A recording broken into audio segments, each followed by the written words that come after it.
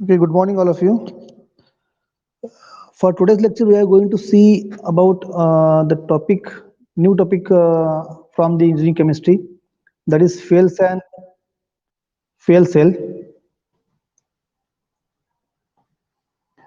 This is the syllabus content of topic, which are in two section actually, fuels and fuel cells. In short, in this topic, we are going to see about the fuels, about classification of fuel. After that, most important property of the fuel is nothing but the calorific value of the fuel. Then how we can select the good fuel, what properties we have to see during the selection of any kind of fuel, nothing but the characteristics of good fuel. Then we will see how we can determine the calorific value of the any kind of fuel by bomb calorimeter and Boyce calorimeter. Then we are having some numericals on these two equipments.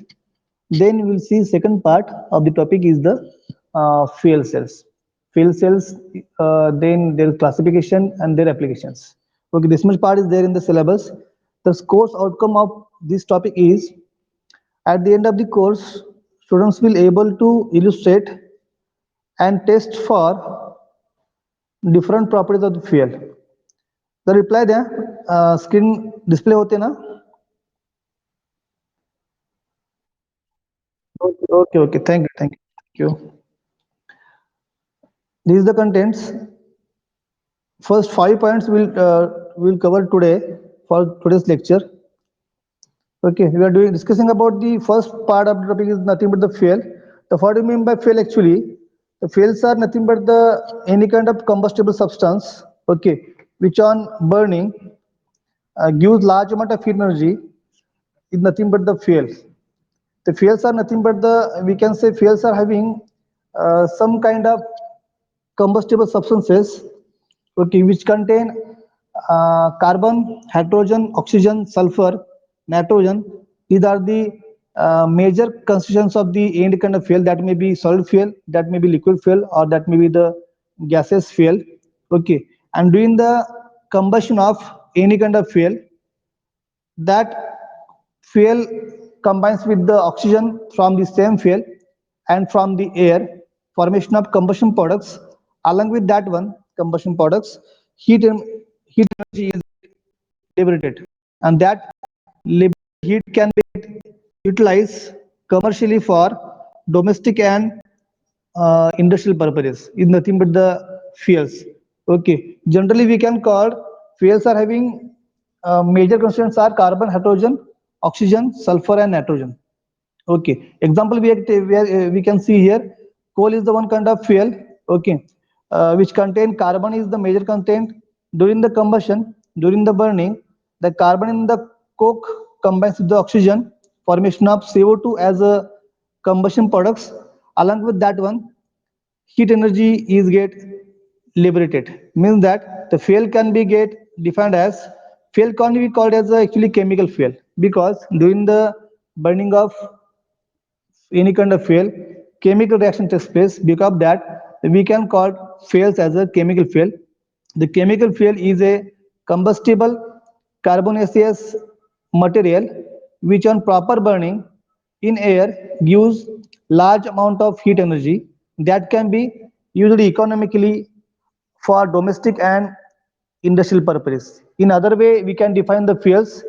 Fuel is the combustible substance which during combustion use large amount of heat energy. We are using the number of fuels in now in day-to-day life, nothing but the wood, charcoal, coal, kerosene, petrol, diesel, producer gas, water gas, natural gas.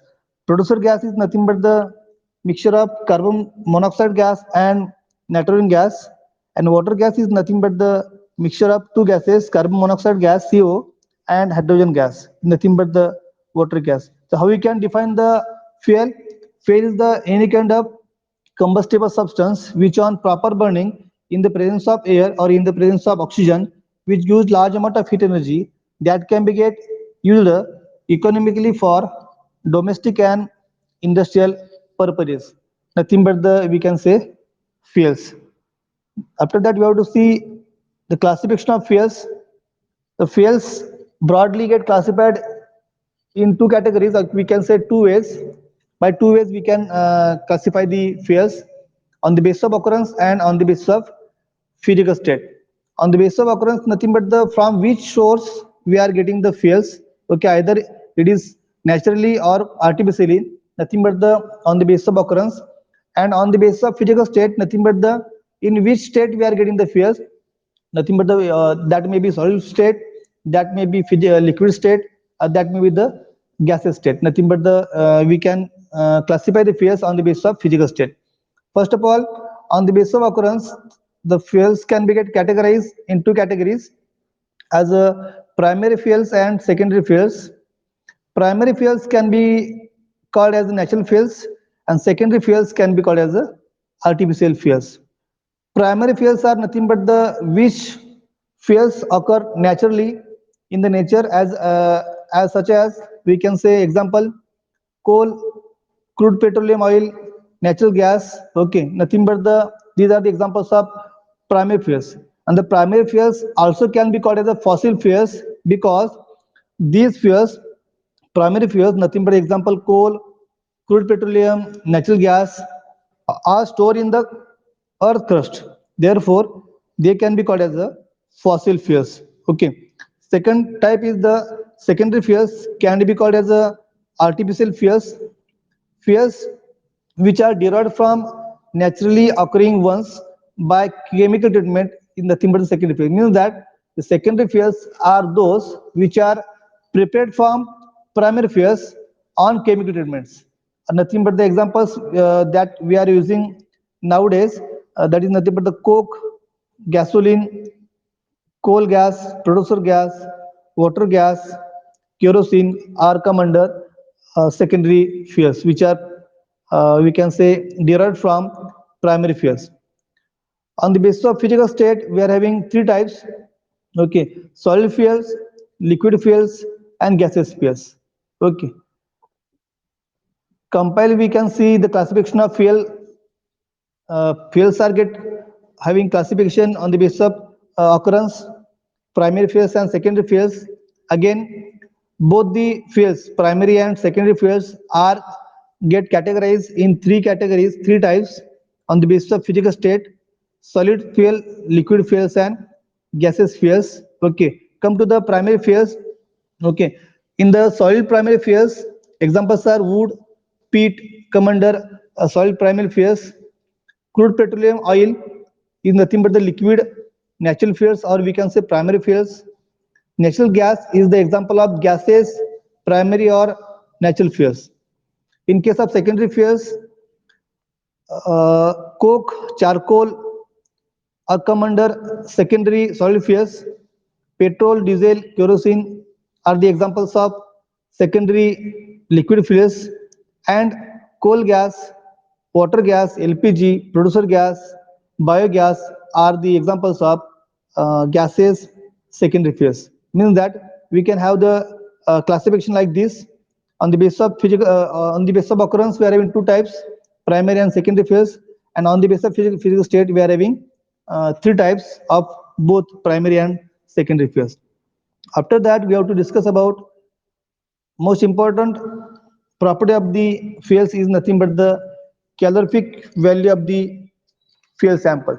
This value is having very much importance during the selection of any kind of fuel. Uh, the calorific value is can be called as the heating value of the fuel sample. Heating value of the fuel sample. So how we can define the calorific value of the fuel sample? It is nothing but the amount of heat liberated by complete combustion of unit mass of fuel is nothing but the calorific value of the fuel. Means that after complete combustion of one mass or one volume of fuel sample, how much amount of heat energy is get liberated, and that value of heat is nothing but the calorific value of the fuel sample. And that can be called as a heating value of the fuel sample. And this calorific value determines the we can say heating value of the fuel sample. And this value, calorific value, is different for different fuels. Okay, the calorific value of the fuel sample can be get expressed as in terms of units like calorie per gram, calorie per cm cube, kilocalorie per kilogram, kilocalorie per meter cube. If you want to convert, sorry, if you want to convert these uh, units into joule, you have to just multiply it with the 4.184 joules. We can get the calorific value of the phase sample in terms of joule value. So how we can define the calorific value? It is the total amount of heat liberated by complete combustion of unit mass or unit volume of the phase sample is nothing but the calorific value of the phase sample. Sorry.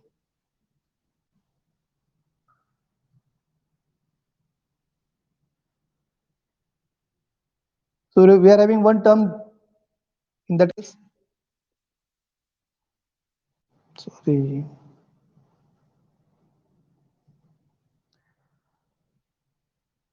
That is nothing but the calorie. Calorie, how we can define the calorie? It is defined as amount of heat required to raise the temperature of 1 gram of water by 1 degree Celsius. Is nothing but the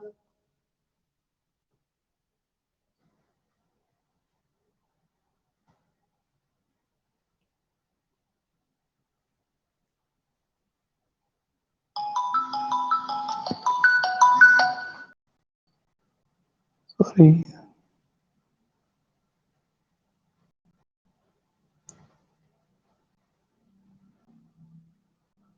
Okay, the calorie value of the fuel sample is having two types. Is nothing but the in case of that higher or gross calorific value, and second is the lower or net calorific value. Higher or gross calorific value can be called as a can be terms as a HCV or GCV. Lower or net calorific value can be terms as a LCV or NCV.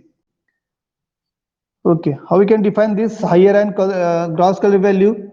Before that, we can see the definition of calorific value is that it is the total amount of heat liberated by complete combustion of unit mass or unit volume of the fuel sample is nothing but the calorific value of the fuel sample. Okay, come to the higher or gross calorific value. Uh, how we can define the HCV or SGCV? Total amount of heat produced by complete combustion of unit mass or unit volume of the fuel sample in air or in the presence of oxygen, and allow the products of combustion to cool down to the room temperature at nothing but the at 15 degrees Celsius. We have to cool down the cool down the combustion products. Okay, during the cooling of combustion products, whatever heat energy is get liberated, that includes in the main value. Because of that we can call it is a higher or gross calorific value of the fuel sample. Means that during the burning of fuel sample, okay, some kind of combustion products are get formed. Example, we can say steam or we can say water vapors. If you collect them and condense them, during the condensation of water vapors, okay, some amount of heat energy also get liberated. That liberated heat that can be get included in the main value of the heating value, nothing but the higher or gross calorific value. Come to the second type, lower or net calorific value. Amount of heat produced by complete combustion of unit mass or unit volume of the fuel sample, okay, and allow the gaseous products to escape is nothing but the net or lower calorific value. Means that whatever the combustion products are get formed during the combustion, that is get escape, not get collected. Nothing but the we can get only net value of the heat produced by complete combustion of one mass or one volume of the fuel sample is nothing but the lower or net calorific value. In case of HCV, whatever the combustion products are get formed, that get collected, that get condensed. During the condensation, amount of heat energy is get liberated, that is get included in the main value, can be called as the SCV or GCV. But in the case of LCV, whatever the combustion process get formed, that is allowed to escape, not get collected. Nothing but we can get only net value of heat produced by complete combustion of one mass or one volume of the fuel sample. Nothing but the HCV or NCV. Here we can see the reason behind that. why GCEV is higher? Because as the products of combustions are cooled down to the room temperature, the steam get condensed into water and latent heat is evolved. Thus, in the determination of gross calorific value, latent heat also gets included in the measured heat. Therefore, gross calorific value is also called as a higher calorific value. Why NCV is low? Because in the LCV, products of combustions are allowed to escape.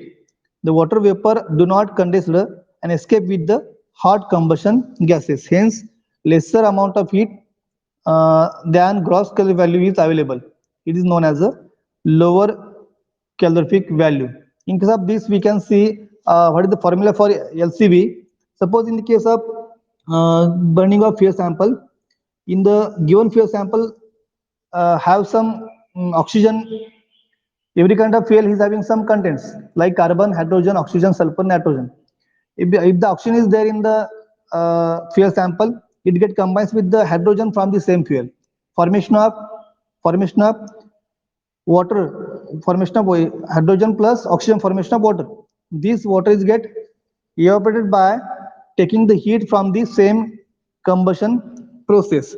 If these water vapors are collected and cooled, then there is a increasing calorific value, because during the condensation of the water vapors, some amount of heat energies get liberated. The heat obtained by the cooling water vapors is called as a latent heat of condensation of water, and that is get included in the main value. It is called as a higher calorific value. If you subtract that latent heat of condensation of water vapors from the HCV, we can get the LCV. That is the difference. Okay, HCV मध्ये काय असणार आहे? There is a addition of latent heat of condensation of water vapors. Okay, and if you subtract that value of latent heat of condensation of water vapors from the HCV, we can get the LCV. Means that we can have the formula like this: LCV is equal to HCV minus latent heat of water vapors formed. Okay. In case of this, during the formation of water, we can have the formula like this, reaction like this. When one part of hydrogen combines with the 8 parts of oxygen, formation of 9 parts of water by weight. Means that during the burning of fuel sample, the combustion products are get formed as water vapors. Okay, we can write the reaction like this: when one part of hydrogen from the fuel is get combined with the 8 parts of oxygen from the fuel or from the air itself, formation of 9 parts of water by weight. So we can say from this equation, water formed by combustion of 1 gram of fuel sample is equal to 18 by 2, nothing but the 9 into 9 into H into divided by 100, nothing but the H by 100 is nothing but the percentage of hydrogen. Every kind of fuel is having some proportion of hydrogen in percentage. Okay, here we can write the formula like 9 into H. H is nothing but the percentage of hydrogen in the.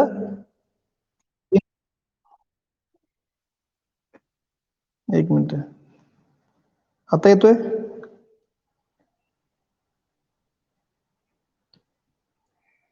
Hello, बघा येतोय का? Thank you. So from that equation we can get formula like this: water formed by combustion of 1 gram of fuel is equal to 0.09 into H. H is nothing but the percentage of hydrogen in the fuel. So what is the formula for total amount of heat produced by condensation of water, nothing but latent heat of water, is equal to 0.09 into H into 587 calorie per gram. आता 587 calorie per gram कुठून आलं बघा? That is nothing but the latent heat of unit mass of water is nothing but the 587 calorie per gram. म्हणजे 1 mass water vapours cool केल्यानंतर जी energy मिळते ती असते किती? 587 असते. ती 1 मास वॉटर वेपरची आहे. तर total mass of water total amount of water vapours जर कंडेन्स केले, कूल केले तर किती एनर्जी मिळेल, ते असेल काय 0.09 इंटू एच इंटू 527. 527 ही 1 मासची आहे आणि टोटल मास किती असेल 0.09 into H into 587 calorie per gram. So we can get the formula like this here for the NCV or for the LCV. GCV minus latent heat of water formed, we can write GCV minus 0.09 into H into 587 calorie per gram. These formulas for required for the numericals. Okay. After that, we have to see about characteristics of good fuel, or we can say criteria for selection of good fuel. Okay. So we are having total 10 characteristics of good fuel, or you can say properties of the good fuel. During the selection of any kind of fuel, which property we have to check? First of all, the first point is that is the calorific value of the fuel. We can say good fuel should have high calorific value. Okay, means that the amount of heat produced and temperature attained by the fuel after the combustion depends upon its calorific value, and good fuel should have high calorific value so that it can attain maximum temperature, means that it can produce the more amount of heat and that will attain the maximum temperature, means that the good fuel should have high calorific value so that it can produce more amount of heat on burning. So nothing but the good fuel. Point number second is the low relative cost, or we can say cheap. The good fuel is that which is easily available in bulk and at low cost, is nothing but the good fuel. Good fuel is that which is easily available in the market and at low cost, is nothing but the good fuel. Point number third is that moderate ignition temperature. Good fuel should have moderate ignition temperature. Okay, what is meant by actually ignition temperature? The temperature required, or we can say lowest temperature required at which fuel starts burn smoothly, is nothing but the ignition temperature of the fuel sample. The lowest temperature at which fuel starts to burn is called as a ignition temperature. If the ignition temperature is too low, एकदम कमी असेल तर, that can the fuel catches the fire easily, and hence there is a danger in storage and transportation and handling, we can say. Okay, means that if the temperature required for the ignition is very low, in that case fuel can catches the fire easily, and hence there is a danger in storage, danger in transportation. In contrast of that, if the ignition temperature is too high, it becomes difficult to start the ignition. If the ignition temperature is very high, it can cause a difficulty in the burning. Therefore, the good fuel should have moderate ignition temperature, should not be low, should not be high. Point number 4 is nothing but the moisture content. Every kind of fuel is having some moistures. Okay, the good fuel should have low moisture content. Okay, presence of moisture in the fuel reduces the heating value, reduces the calorific value of the fuel sample. Some part of heat produced will be utilized to evaporate the moisture during the burning. Because of that, good fuel should have low moisture content. Point number 5, moderate rate of combustion. The velocity of combustion is the rate at which fuel burns continuously. Okay, the maximum temperature attained after combustion depends upon the velocity of combustion. Maximum temperature attained after combustion of any kind of fuel depends upon the rate of combustion, or we can say velocity of combustion. If the velocity of combustion is too low, rate of combustion is too low, then there will be loss in heat by radiation, and if the velocity of combustion is too high, एकदम जास्त असेल तर, heat will be get lost without its utilization. There is a danger in accidents. Therefore, good fuel should have moderate velocity of combustion, should not be low, should not be high. If it is low, there is a possibility to lose the heat by radiation.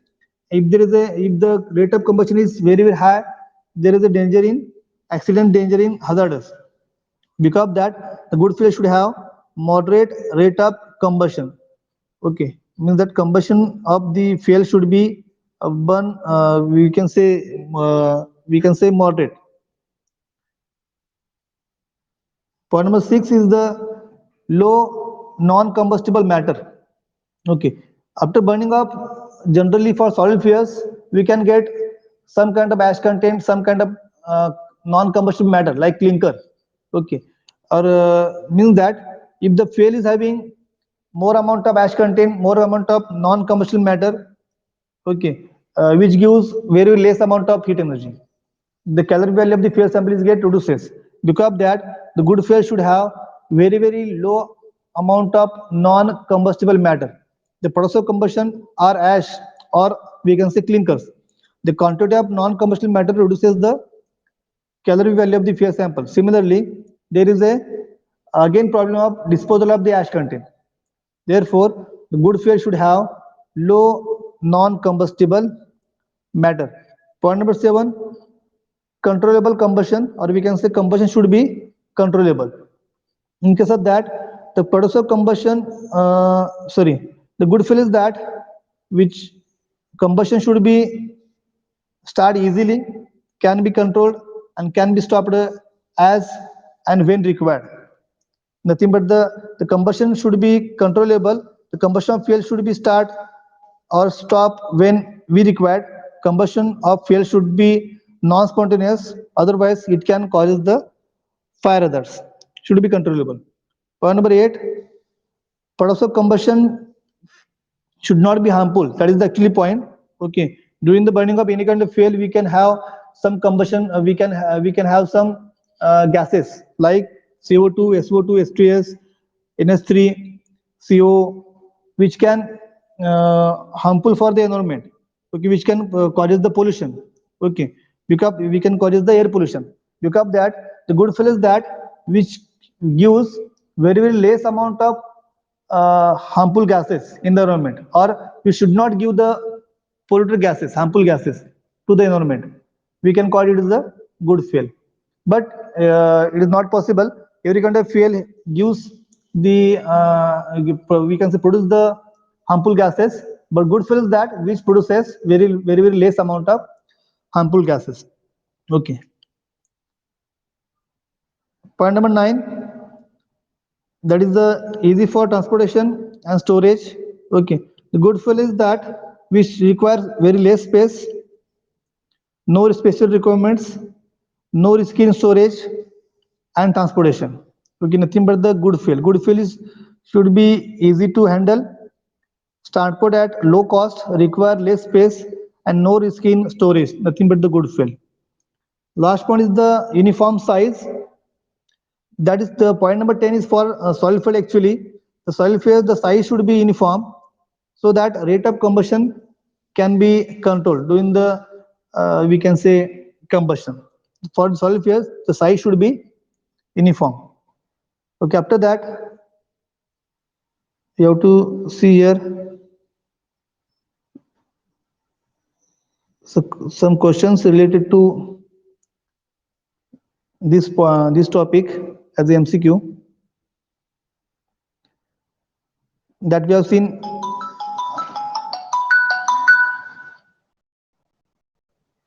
Okay, there is a characteristic of good fuel or criteria for selection of any kind of fuel. Okay, the calorie fuel of the fuel sample should be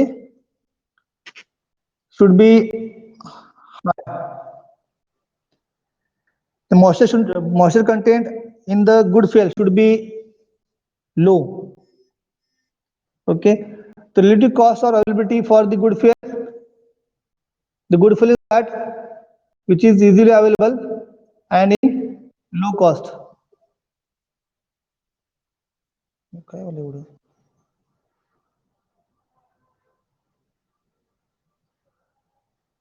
Point number 4 is that the good fuel should have कसा असणार बघा ignition temperature should be moderate.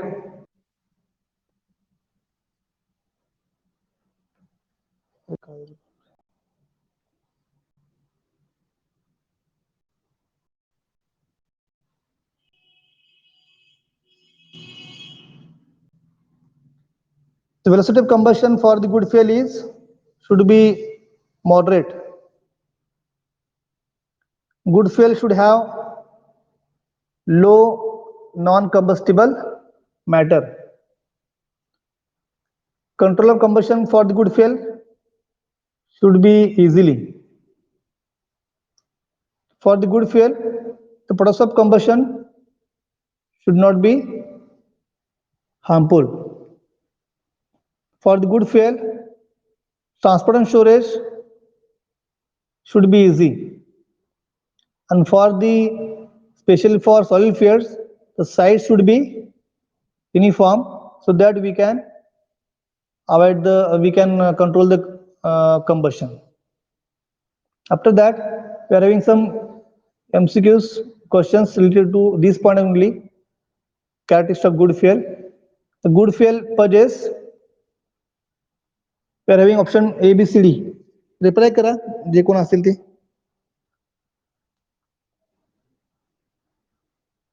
Good fuel should purchase.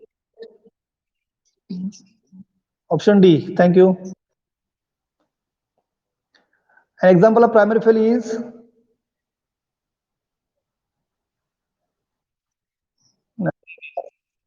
thank you. C. Option C.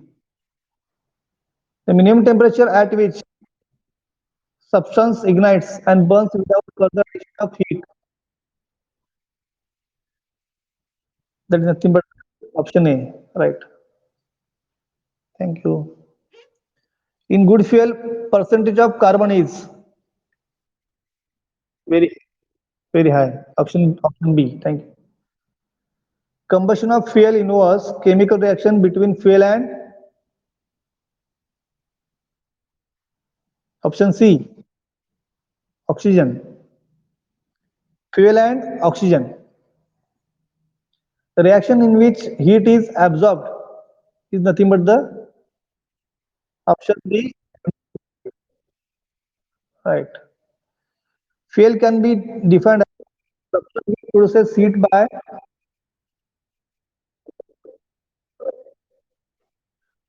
combustion reaction.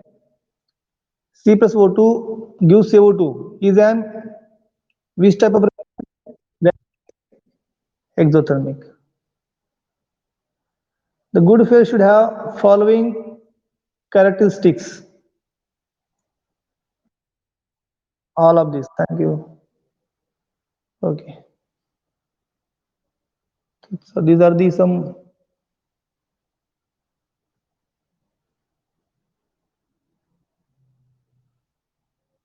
Okay, last point we will see for today's lecture, that is the comparison between solid fuel and liquid fuels and gaseous fuels. Depends upon these 10 point only, characteristics of good fuel. For the solid fuels, the caloric value of the solid fuel is very low. For the liquid fuels, the caloric value is higher than the solid fuels. And for the gaseous fuels, the amount of heat produced by the burning of gaseous fuels is very high than the liquid fuels, than the solid fuel. For the point number 2, relative cost, solid fuels are very cheap. They can be available easily in low cost.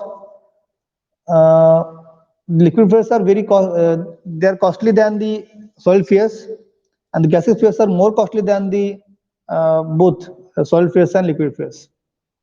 The temperature required for the ignition for solid fuels is very higher, for liquid fuels is very low, and for gaseous fuels very low temperature is required for the ignition of gaseous fuels.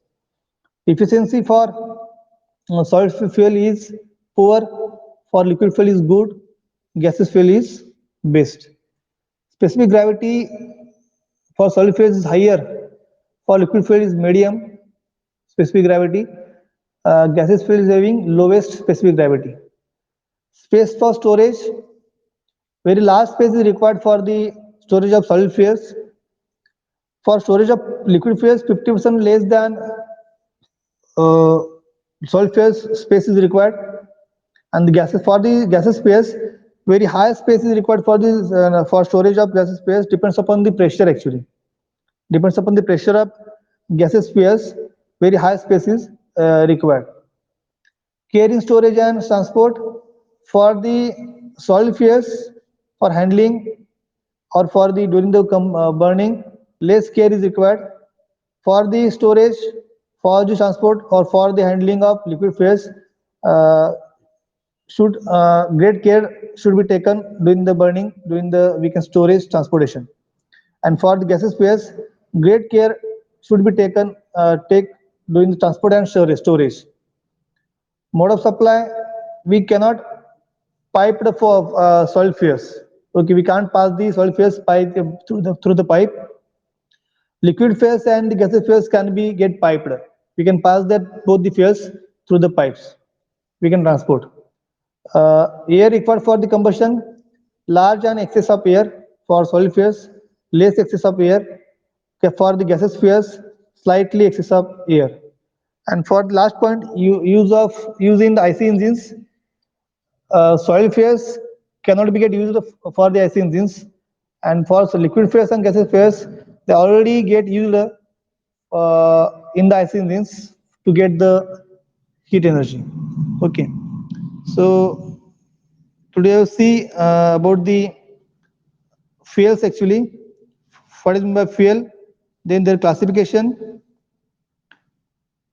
then classification of fuel sample, then the types of sorry, we can say properties of the fuel, nothing but the color value of the fuel sample, then their types, then most important, that is the characteristics of good fuel. So next point we will see in the next lecture. Thank you.